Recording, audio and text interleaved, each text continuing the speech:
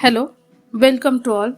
तर आज आपण व्लॉगचा सेकंड पार्ट पाहतोय. फर्स्ट पार्टमध्ये इव्हेंटची पूर्वतयारी आपण पाहिली आहे, ती कशी केली त्याचं संपूर्ण आपण दाखवले होते. आणि ह्या पार्टमध्ये आपण पाहतोय सेटअप ऑलरेडी झालेला आहे, ते आपण दाखवणार आहे. एंट्री ते स्टेज.